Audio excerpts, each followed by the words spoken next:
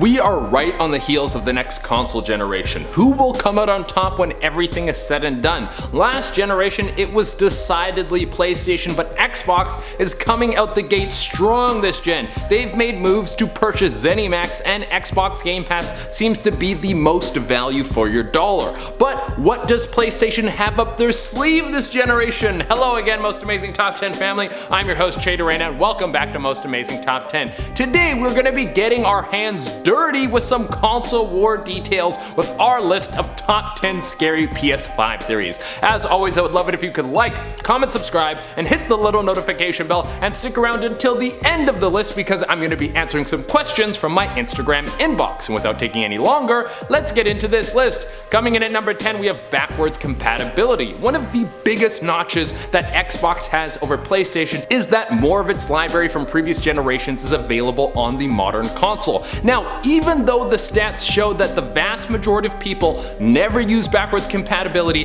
it's definitely a selling feature, and some people ask for it even if they're not going to use it. I'm one of those people. I probably play an old school game once or twice a year, but it's not so much that I need old games to play, I just want the option to be there. But it would seem that with the launch of the PlayStation 5, 99% of the PlayStation 4 games will be backwards compatible, as stated by PlayStation. But what about PS3, PS2, and PS1 games, and even the handhelds? Are those ever going to come to the modern console? Well, here's my theory. Only if they have to. I think lack of backwards compatibility on PlayStation side isn't so much that they can't do it, but it's more that they don't want to play any of the cards that they don't have to. If they start losing the console race, you better believe that a lot of those desired features are going to start spilling out so they can increase the value of their console. Coming in at number 9, we have not enough units. This seems to be an issue with both of the upcoming boxes. There isn't enough of them to go around. Now, the early shortages are expected, but when will those of us who weren't fast enough to get the first flood of consoles going to get the chance to grab one of these bad boys for our entertainment units? Well, some people think that the shortages could go on for years. With the ways that the world has changed, more people are getting into gaming than ever before. Coronavirus has made it hard to get enough units out to meet demand, and scalpers seem to be ever persistent in sucking up consoles and reselling them like the scum they are. So, will we have another situation similar to the Wii, where it seemed well after the console's release we were refreshing websites to try and get units to go into our online grocery cart? Or will we be able to get into the day one console club? I mean, I gotta play Demon's Souls on PlayStation 5. Coming in at number 8, we have the fan problem won't be fixed. This has been a long-standing problem with the PlayStation 4. Now, my PlayStation 4 has never had this problem, maybe because it's so far away from me I just don't hear it, but a lot of people say that their PS4 sounds like a jet engine struggling to take off because it's carrying too much cargo. So we hope that with the new consoles, this problem will be fixed. Coming in at number 7, we have early exclusive woes. The PS4 had a very interesting launch cycle. We saw it come out the gate with a few exclusives, even if some of them weren't very impressive, like the Order 1886, but there wasn't that much that gave the PS5 an edge over the Xbox in terms of software. It was more the console's power and lower price tag that made people rush out to buy it over its green competitor.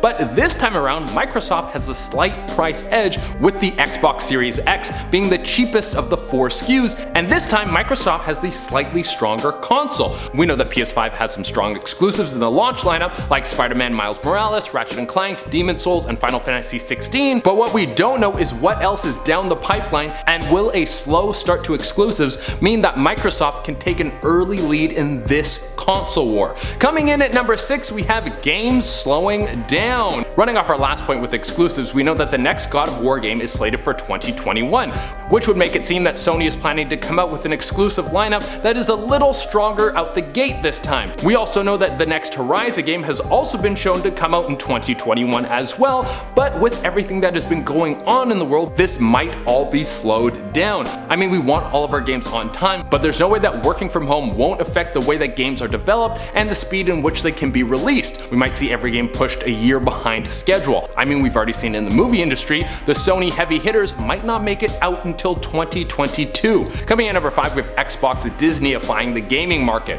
While the console wars used to be fun, it was this back and forth of two major companies battling out to see who can capture the hearts and minds of console gamers. Now it's turning into who has the most money, and it's kind of taking the fun out of it. And It went from a battle of innovation, great games, and convenience for gamers to the Microsoft overlords buying up the entire industry. They could purchase everything to the point where other companies just can't survive, and everything has to operate under one massive monopoly. And for gamers, this would be terrible for many reasons. For one, competition pushes innovation, it lowers price, and it makes the employees have more options, and they won't be governed by one major power. Having Xbox Disneyify the gaming market could be detrimental to the future of gaming. Coming at number 4, we have Microsoft acquires Sony. An extension on the last point. After the ZeniMax purchase, which might have been the biggest acquisition since the Activision Blizzard merger, Microsoft stated that they're still looking to absorb more studios. I don't know if they used the word absorb, but you get what I mean. At this point, Microsoft has 23 studios, and there aren't many large entities left on the table that they could be looking to buy, so they might try to squash the competition by simply absorbing them. Now this could have benefits. You would need one box to play all your games. We might see Sony's library come over to PC, and there could be crossovers with game series that we never imagined before. However, this could leave Nintendo out there fighting all on their own, and Microsoft would control most of gaming, and us gamers would have to bend the knee to whatever rules, prices, and paywalls they put in front of us. Coming in at number 3, we have Lizard Squad Strikes Again. Structure were pretty minimal, but for those of you who are big players in the online world back in the PS3 online days, you know that the infrastructure was trash and Lizard Squad attacked. I just want to point out that Xbox having such a good online ecosystem is what forced PlayStation to improve theirs, and that is why competition is good for the market. Now back to my point. Lizard Squad attacked PlayStation's online gaming capabilities and shut it down for so long, and it was right over Christmas. Lizard Squad, or some other haters of the console gaming ecosystem, could be waiting to strike again. Coming at number 2, we have VR for Resident Evil 8. Now this point is both awesome and terrifying. Most of you watching this video know that when Resident Evil 7 came out, it launched with the option to play the whole game in VR, and it was one of the most terrifying first-person games ever made.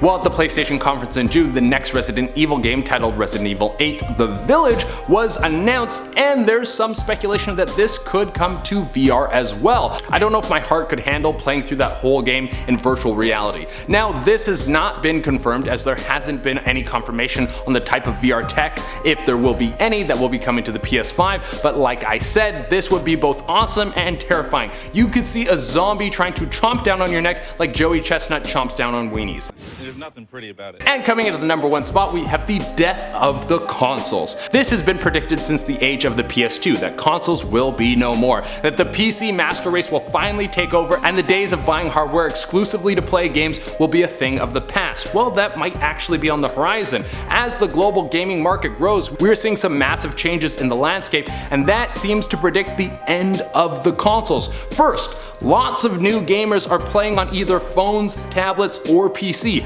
So much of the new generation of real gamers, not just cell phone gamers, cut their teeth by playing Minecraft on PC. The most popular streamers in the world mostly play on PC, and they seem to be the tastemakers for a lot of the new generation. The heavy hitters like Sony and Microsoft have started putting their heavy hitters on PC, and this was something that was unimaginable just a few years ago. And some of the best games being released don't need a powerful PC to play them. I'm looking at you, Fall Guys, you beautiful jelly bean filled world. And when we go global, we see that actually more people play on PC than consoles. Streaming tech seems to be the future, and even though Google Stadia came out of the gate like a cold stinky fart, xCloud seems like it's going to capture that space, and even Amazon is trying to get into the streaming only gaming space with Luna. If streaming games is the future, then what's the point of having a console when you could run them on a smart TV or even just your phone? So PlayStation 5 might be the last PlayStation. Alright everyone, that has been our list. Now I'm going to answer some questions. Scott Sheffield wrote in and asked, date, marry, kill, Eamon, Lindsay, Rebecca. For this one, I would date me, I would marry me, and I would kill Slime Climb from Fall Guys, because I've never beat that map. I don't know what's going on with me, I don't know what's wrong with it, but I can't get past it. I hope they take it out in season 2, because that gives me stress nightmares. Did that answer your question? Shadow Glitch Trap 1983 wrote in and asked, what's your opinion on the debate? All I can say is that I'm happy I live in Canada because I don't have to worry about what's going on over there. If things get really bad and a horde of crazy Americans start running over the border, then my plan is to move over to Germany because they seem to have a pretty stable thing going on with the whole European Union. So if there's any German ladies who want to house me, hit me up in the DMs. And Koyev wrote in and asked, what hat do you wear in Among Us? And I switched it up a lot. I was rocking the sheriff hat a little while ago. I'm also a big fan of that little dude who just sits on your head like a little mini-me version of yourself. It seems that people think that's your baby, so I try not to get murdered because I don't want to get killed in front of my kid, which is just sad. Alright everyone, that's been our list. Thank you all so much for tuning in. As always, I would love it if you could like, comment, subscribe, and hit the little notification bell. Until next time, I've been your host, Jade Arena, and pick up the PS5. I guess, is that an ad? No. Until next time, I've been your host, Jade Arena, and let me know if you like PS5 over Xbox in the comments. Bye.